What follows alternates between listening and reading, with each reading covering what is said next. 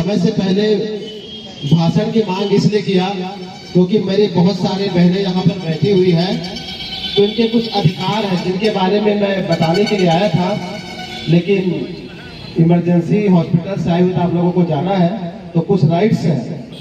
सबसे पहले आप सभी को भारतीय संविधान दिवस की बहुत बहुत बधाई। मैं ये कहता हूं कि आज भारत देश के अंदर महिलाएं अगर शोषित पीड़ित है तो केवल अज्ञानता की वजह से। बाबा साहब भीमराव अम्बेडकर ने और आईपीसी इंडियन पैनल कोड में महिलाओं के लिए इतने सारे राइट्स, इतने सारे अधिकार आप लोगों को दे के रखा है कि आप लोगों के साथ शोषण क्या, शोषण करने का कोई व्यक्ति सोच भी नहीं सकता।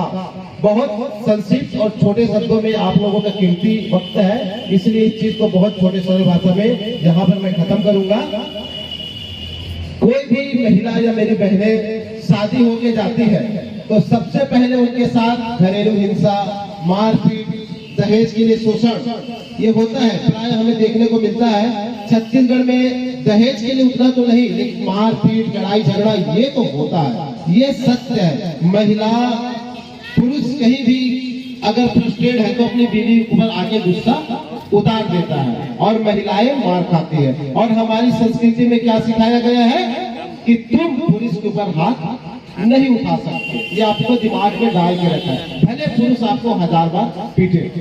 इसमें इंडियन पैनल कोड 498 की धारा जो घरेलू हिंसा के अंतर्गत आता है, उसमें अगर आप अपने सास ससुर चाहे ससुराल के कोई भी व्यक्ति अगर आपको प्रताड़ित करता है तो 498 के अंदर घरेलू हिंसा में आप अपराध पंजीबद्ध करा सकते हो।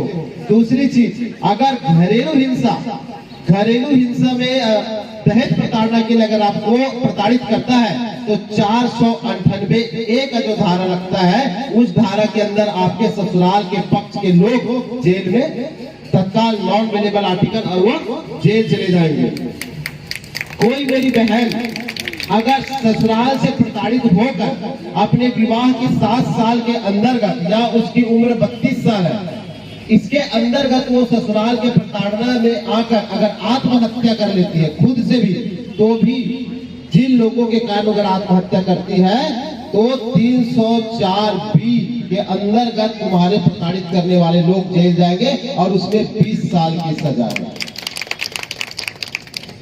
हिंदू कोड बिल के अंतर्गत पहले ये था कि किसी महिला को ना तो पिता के संपत्ति में अधिकार था और ना ही पति के संपत्ति में कोई अधिकार था, लेकिन बाबा साहब भीमराव अम्बेडकर ने संविधान लिखा, उस संविधान में पिता के संपत्ति में भी आपका अधिकार और पति के संपत्ति में भी आपका अधिकार, यह अधिकार आपको देने वाला बाबा साहब भीमराव अम्बेडकर और भारतीय संविधान। आपका जो पति है पहले के जमाने में 1000 शादी कर सकता था, जितनी मर्जी उतनी शादी कर सकता था, लेकिन महिलाओं के साथ क्या होता था, अगर पति मर गया तो उसको सती प्रथा में जिंदा जला दो। लेकिन हिंदू कोड बिल में आपका पति आपके तलाक दिए बगैर वो दूसरी शादी नहीं कर सकता। अगर वो दूसरी शादी करता है तो इंडियन पैनल कोड 494 और 495 में वो लड़की जिससे दूसरी शादी करेगी आपके तलाक दिए बगैर और आपका पति दोनों जेल चला जाएगा। आपके मर्जी के खिलाफ आपका पति दूसरा विवाह नहीं कर सकता। दूसरी चीज है, आज जो शोषण, अन्याय, अत्याचार, अधिकतर खबरें हमें बलात्कार का जो खबर है वो बहुत ज्यादा देखने को मिलता है। महिलाओं के साथ बलात्कार का जो सिलसिला है वो नाबालिग बच्ची तक को आज ये देश छोड़ गए, देश के जो बहुत सारे जो हौसी लोग हैं वो छोड़ नहीं रहे। लेकिन बलात्कार में भी अगर कोई व्यक्ति आपके साथ बलात्कार करता है तो 376 का धारा है।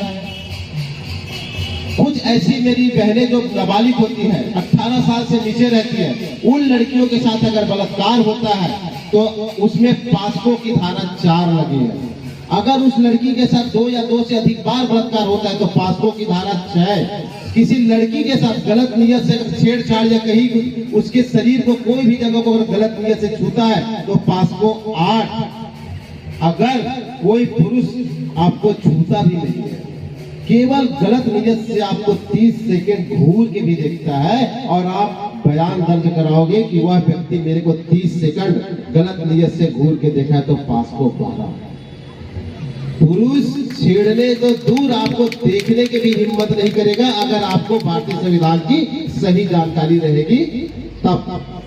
तो तमाम मेरी बहनों से मैं अपील करना चाहूंगा कि जिस तरीके से आप लोग अपने क्षेत्र में नर्सिंग में, डॉक्टर में बहुत बेहतरीन पढ़ाई करके आए हो, इस पोजीशन पे हो, तो भारतीय संविधान, इंडियन पैनल कोड, इन सारे चीजों में जो आपको राइट्स दे के रखा है, इतने राइट्स दे के रखे बाबा साहब अम्बेडकर ने कि महिला भारत देश में सुप्रीम पावर में है। और कोई एक महिला नहीं, भारत की तमाम महिलाएं सुप्रीम पावर में बैठी। अगर अपने राइट्स को जान जाए, आपको छेड़ना तो दूर, आपको छूने की भी हिम्मत नहीं पुरुष नहीं करेगा। बाकी बातें मैं बाद में करूंगा, आप लोगों का समय कम था इसलिए कि केवल आप लोगों को बताने के लिए मेरे को खड़ा होना पड़ा। सभी को जय हिंद।